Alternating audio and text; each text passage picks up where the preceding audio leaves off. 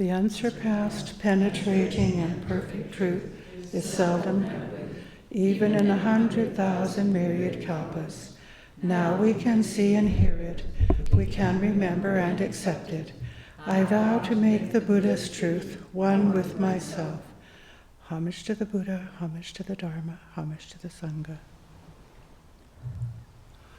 Well, good morning, everyone. We're getting close to the time when we would normally hold our 10 precepts, our Jukai retreat, so many of our talks are centered around the Buddhist precepts this month. And I thought it might be helpful to bring out more of the connection between following the precepts and the law of karma, as the Buddha taught it, the universal law of cause and effect in the ethical realm in particular. As it seems to me that there's often a serious lack of understanding of the law of karma and how it works in our Western society, maybe all over the world these days. So I'm thinking about, and also with regards to my own training, what kind of seeds are we planting in our daily lives? I'll just introduce the topic with a passage from the Shushogi, which many of you are familiar with, where Great Master Dogen says, "There are 3 periods into which the karmic consequences of good and evil fall. One is the consequence experienced in this present world. The second is consequence experienced in the next world. And the third consequence experienced in a world after the next one. One must understand this very clearly before undertaking any training in the way of the Buddhas and ancestors. Otherwise, mistakes will be made by many, and they will fall into heresy or confusion about spiritual practice. In addition to this, their lives will become evil and their suffering will be prolonged. None of us have more than one body during this lifetime. Therefore, it is indeed tragic to lead a life of evil as a result of confusion, for it is impossible to escape from karmic consequence if we do harm or evil on the assumption that by not recognizing an act as evil, no bad karma can accrue to us."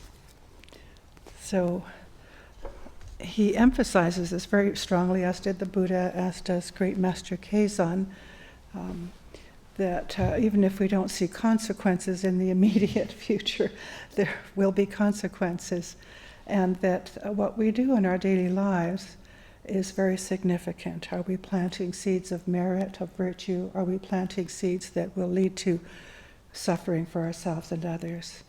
And we have the ability to discern the difference. Reverend Master Koten up in Canada gave a talk, actually in 2015, October 2015, which I found very, very helpful and significant. Maybe some of you have heard it. It was called Before and After. And I thought I'd just quote him a little bit, as it's very, very, very helpful. I highly recommend it. October 2015 in his archive talks in Lionsgate Buddhist Priory, as a simple explanation of how karma works, because it's a very, very simple teaching, really. He says, "Before our present memory and after, as it were, we cease to exist." In other words, the before and the after. One lovely metaphor that he has, a very simple one, is as if you're walking on a road with a bend at one end and at the other end, and as you're walking, a car comes around the corner and passes you. You have to get out of the way. So the car comes into view for just a while, and then it goes around the bend and it's out of view.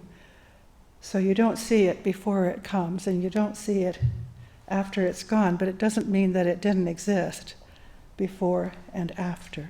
Do you see? And so, again, the simple metaphor, and they can only take those so far, but so the Dharma teaches us to have a broader perspective. We're not trapped in the here and now, which I think many people do feel that in their lives, don't they? It's just that now is the product of before. It's nobody's fault, and we can influence the future, the after, by doing something about ourselves, which is what we're here to do. And I find this a very, very liberating teaching and important to reflect on in relation to the precepts, because I think it helps to have more compassion for oneself and for others. We've all inherited untold sufferings from the past. Sometimes, when we have very strong reactions and impulses that are seemingly inexplicable or out of proportion to the situation, they can sometimes be explained by some of this past karma. And it can be very helpful to reflect on that, just to know there was a before, and we can do something about it now. Reverend Master Koten emphasized that the Buddha's teachings are so simple and marvelous, simple and uncomplicated. So one doesn't have to know all the details of the before or what the future is going to hold, just to know that the present is part of a continuum. And one of the things he points out, which I think is really helpful, is a confusion we can sometimes get into. We do, in our meditation, in our practice, bring our attention to the present, yes? Sometimes we talk about being in the present moment, but that could be confusing because the present moment is actually disappearing as we speak, right? So don't get stuck with that. If you get stuck with that, then you do start to feel trapped. So it's more just being part of a flow and knowing that now is the time when we can do something about ourselves. As Reverend Master Jiyu referred to it in her commentary on Dogen's chapter on Uji, she refers to it as the eternal now. I think that's a helpful way to think about it.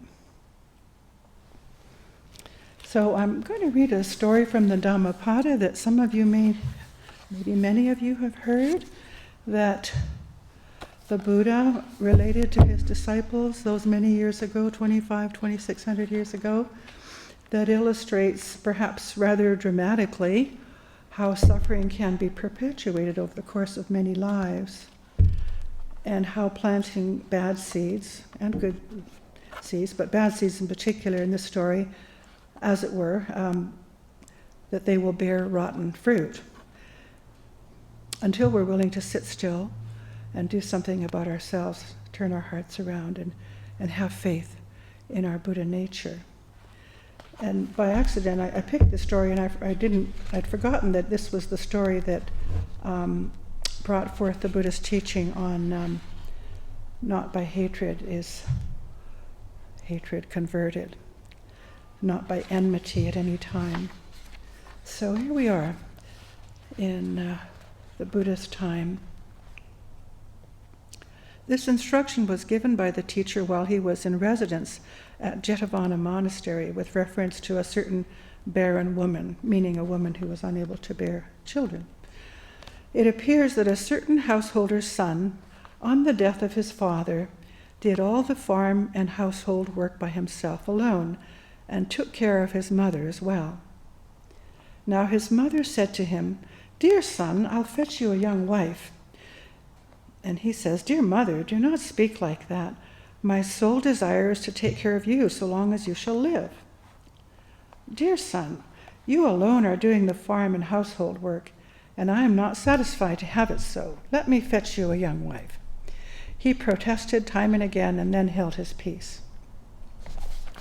The mother left the house intending to go to a certain family and fetch home the daughter of that family. Her son asked her, "To what family are you going?" And she said, "To such and such a family."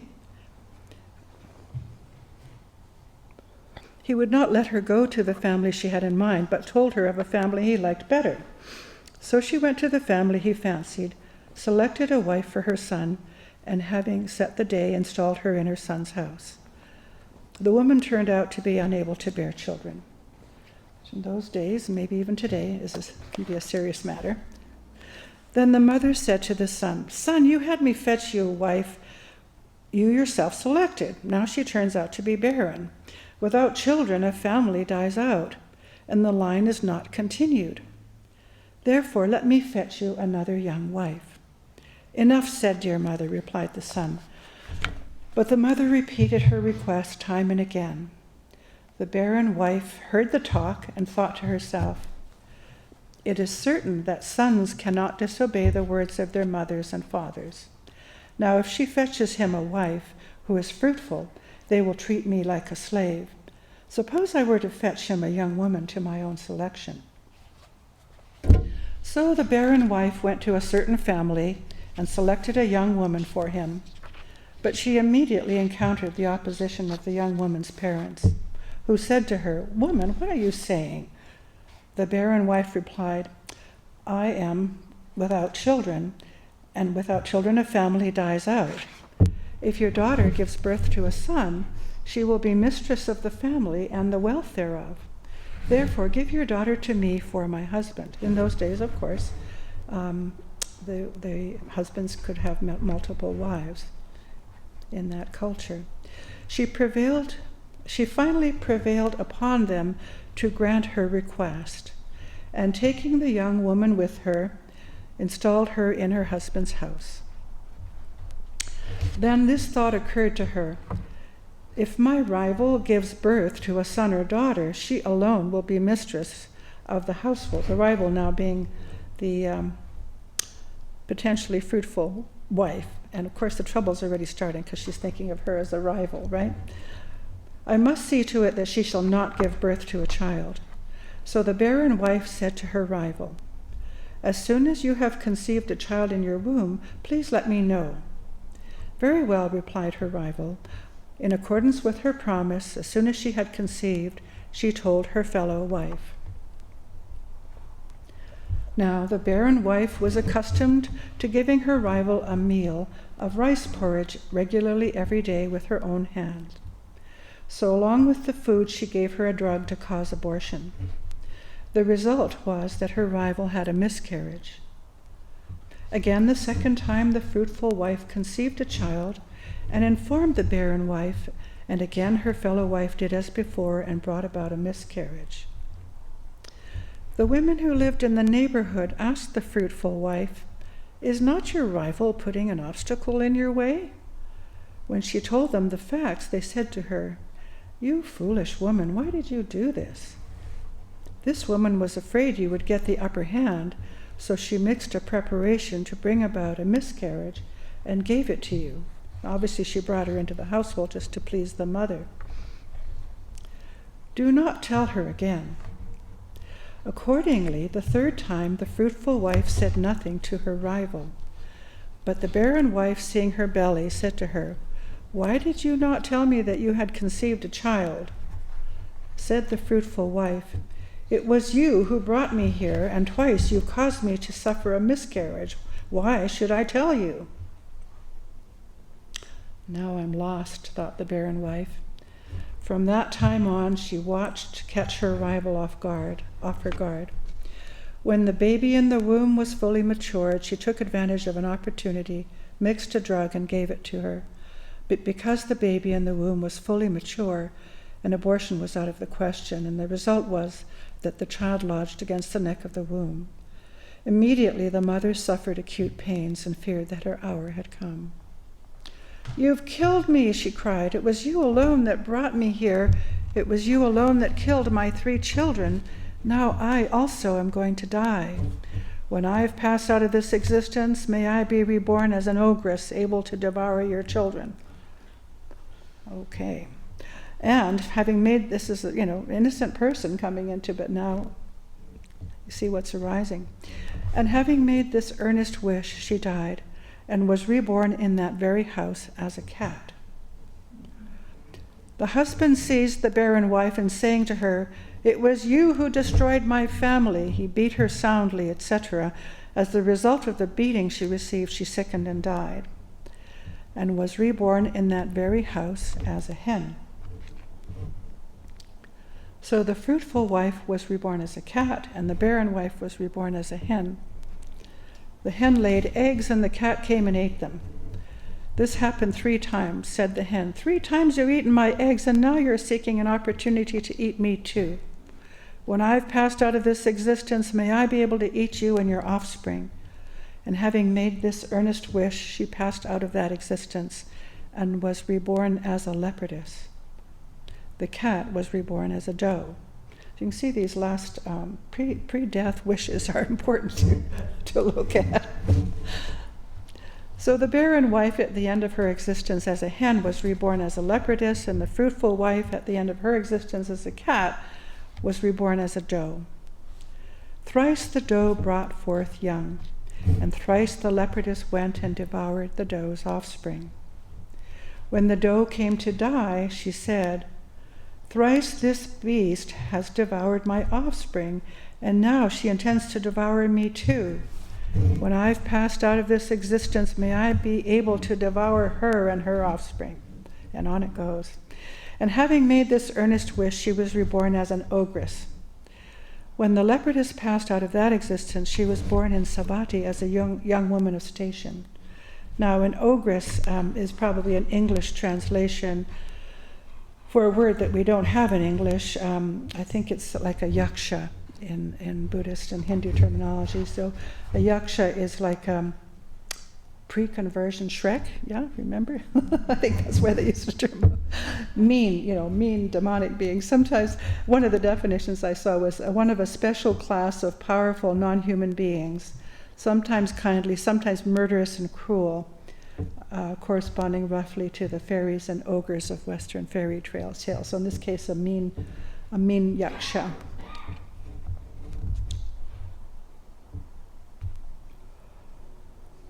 So the fruitful wife at the end of her existence as a doe was reborn as an ogress, and the barren wife at the end of her existence as a leopardess was reborn in Savatthi as a young woman of station. When the latter grew up, she was married and went to live with her husband's family in a little settlement near the gate of the city. After a time, she gave birth to a son. The ogress disguised herself as a dear friend of the young woman and went to see her. "Where is my friend?" said the ogress. "In the inner room. She's just given birth to a child." "Did she give birth to a son or a daughter? I should like to see her." So saying, the ogress went in.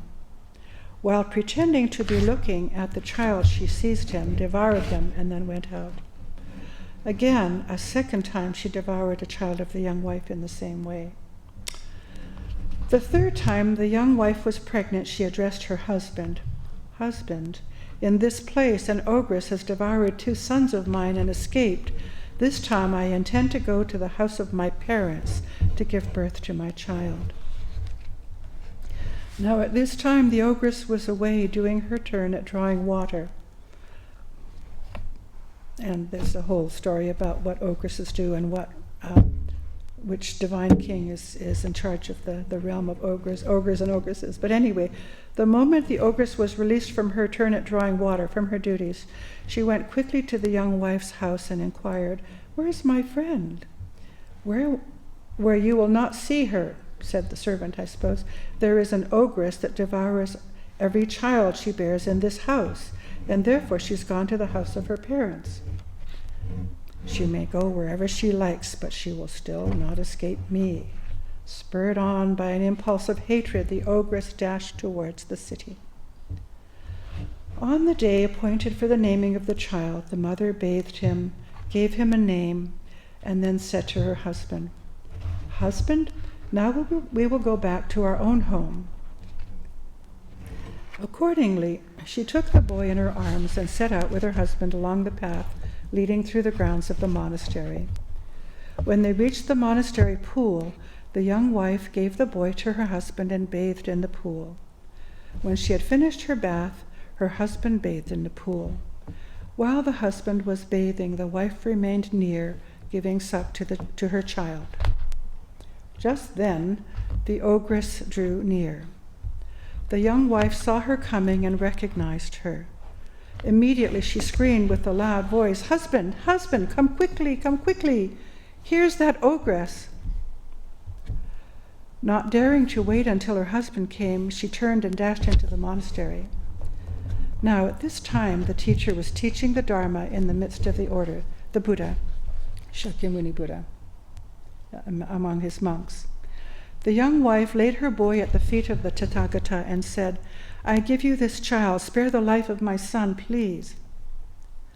The deity Sumana, who resided in the gate, prevented the ogress from entering the city. The Buddha addressed the elder Ananda, saying, "Go, Ananda, summon that ogress within." The elder Ananda summoned her within. The young wife said, "Here she comes, Reverend Sir," said the teacher. "Let her come. Make no noise," said the Buddha. When the ogress came and stood before him, the Buddha said, "Why have you done so? Had you not come to face with a Buddha like me, you would have cherished hatred towards each other for an eon, like the snake and the mongoose, who trembled and quaked with enmity, like the crows and the owls. Why do you return hatred for hatred? Hatred is quenched by love, not by hatred." When he had thus spoken, he pronounced the following stanza.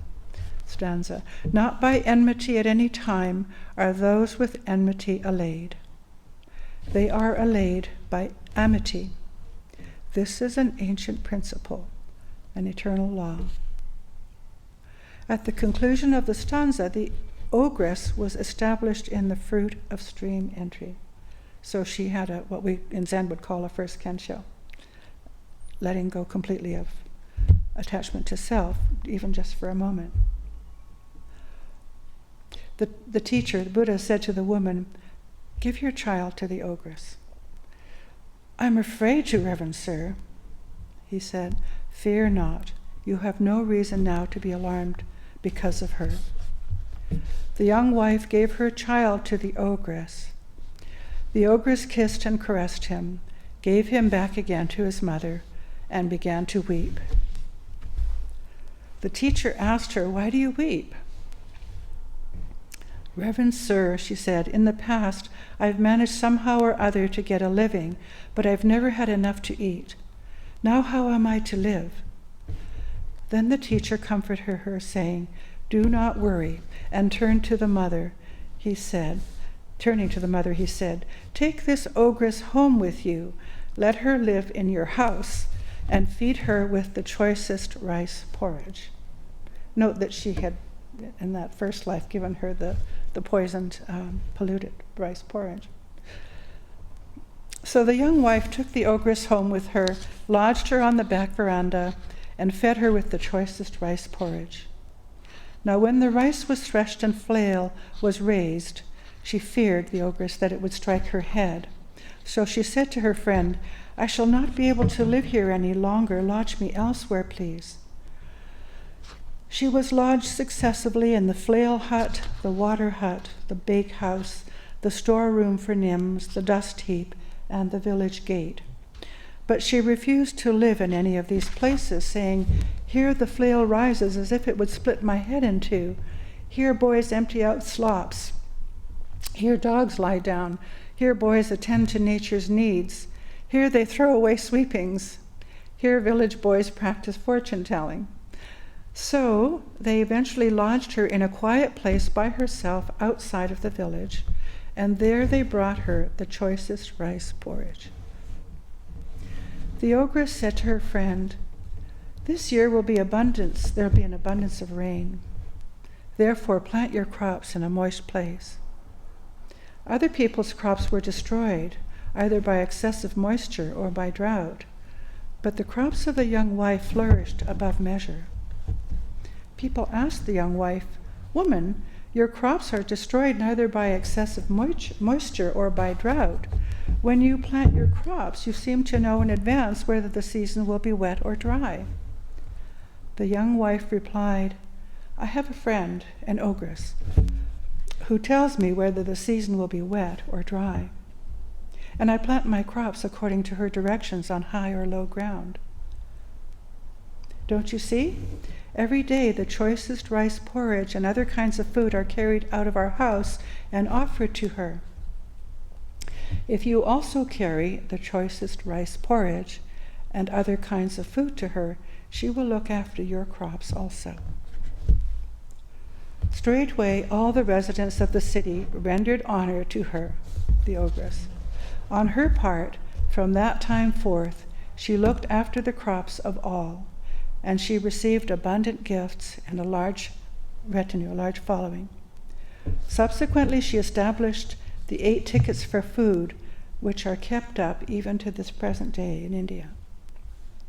So there you have an interesting story of the perpetuation of suffering over many lives, and also the conversion of that suffering by being in the presence of the Buddha. And although this is something that occurred perhaps 2,500 years ago, we can see this as very significant in our day-to-day training. There are a lot of lessons in this. The act of conversion happened as a result of taking refuge in the Buddha, or our original nature, our true nature. Being, in a sense, as I see it, being willing to bring into the presence of the Buddha, or into pure awareness, that which is most painful and also what's most precious. Letting go of hatred, resentment, clinging to what is mine, and taking a chance at being vulnerable. Being still with strong feelings. That's how the karma is converted. Not in a foolish way, but by trusting the wisdom of the Buddha, or our Buddha nature, which really is the precepts. The precepts being what our true heart wishes and what it knows is best for everyone. Trusting in that which is greater than all of us, that holds everything. Well, I'll just tell you a little bit, part of another story from Great Master Keizan. We're jumping now to the 13th century. And actually, Keizan's in the 13th century, forgive me. Story is just a part of a story about the 20th ancestor in our monastic lineage, the sainted Master Shayata. Actually, I don't know exactly what year that was in, but Keizan's speaking in the 13th century. And Keizan talks a little bit about the three periods of karma as well here. Shayata, Jayata, the victorious one in Sanskrit, was from northern India. His wisdom and understanding were as the silent depths of the ocean. His persuasive instruction and spiritual guidance were beyond measure. One day, whilst in central India, he met Kumarata and asked him, "My parents have always had faith in the triple treasure, but they've continually been subject to illnesses, and all their endeavors have come to naught. Whereas our neighbor, who persists in behaving like Chandala, the outlaw, has always been fit and healthy, and his undertakings successful. Why has he had such good fortune, and where have we gone wrong?" Kumarata replied, "Why do you entertain such doubts? The karmic effects of good and bad actions will come to fruition in one of three temporal phases. In general, people see that the benevolent may suffer untimely or violent deaths sometimes, whilst the cruel may live long, or that the wicked may be fortunate, whilst the morally upright meet with misfortune." Does that sound familiar? I think a lot of people wonder about that, and it can cause doubt, cause them to lose faith in their spiritual practice. As a result of this, they say that there's no cause and effect, and that vice and good deeds are empty words. Above all, they do not understand that consequences follow upon actions which are influenced by even the slightest vacillations. That even were 1,000 million kalpas to elapse, these consequences would still not be wiped away. In other words, they still need to be addressed, they still need to be embraced and converted. And that cause and effect are of necessity in accord with each other. By the time Shayata heard these words, his doubts had forthwith been clarified.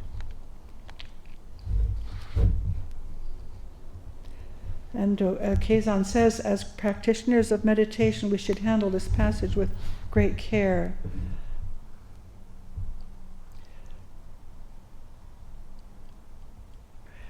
He says people still think of this today. Even some of our monks, you monks, he's talking to his monks, Great Master Keizan, harbor such thoughts, to say nothing of the general populace who are all prone to this kind of thinking.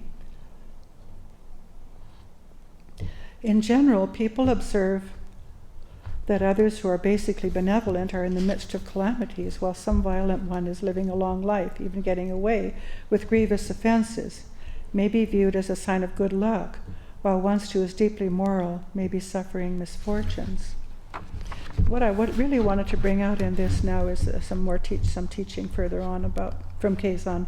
He says, the strength of our practice of the Buddha's teaching can turn heavy karma around so that we incur light karma, and can turn light karma around so that it comes to naught in the present. So what we do now very much influences the after. What are called the bad causes from past kalpas are experienced as heavy suffering in the future, but when people's practice of the Buddha's teaching is strong, their experience of such suffering is light. And this is the significant part for me of this chapter. Some are cloaked in illness, some people. Some do not get what they wish for. Some find that what they say is not taken seriously, or their reputations may be damaged. These are all cases of future heavy suffering received lightly in the present life. Thus, the strength of our practice of the Buddha's teaching should be ever more relied upon. The fruits of practice from the distant past will make everything seem sprightly, simply because of our dauntless devotion to training. So there we go. I find a very encouraging teaching, and of course can help us when we are going through a hard time, perhaps, to see, to accept perhaps some karma from the before, and it will pass. It could have been much worse without devotion to the Buddha's teaching. This being so, if you wish to turn heavy karma around and incur light karma, never resent others, even though they despise you. Never find fault with others, even though they revile you. Even though you always respectfully bow, perhaps in the face of slanders, do not despise those who slander you, for your practice of the way will thereby be spoiled, and the good karma that you have stored up from past lives will, in time, vanish. By all means, keep on practicing until you master this in full. So there is the good karma coming to the fore as well, which we need to nurture through faith and training. We don't have to necessarily see all the details of the past life or see into the future, of course. We don't have to know if we were some famous person or exactly what we did. We just need to be with the sense of what needs to be done in this life. Everything in nature works like this. There's everything arises and abides and passes in nature. So we're not very different. Why do we consider ourselves to be different from that? And that is what I wanted to offer today, just a reflection on what kind of seeds are we planting in our present life.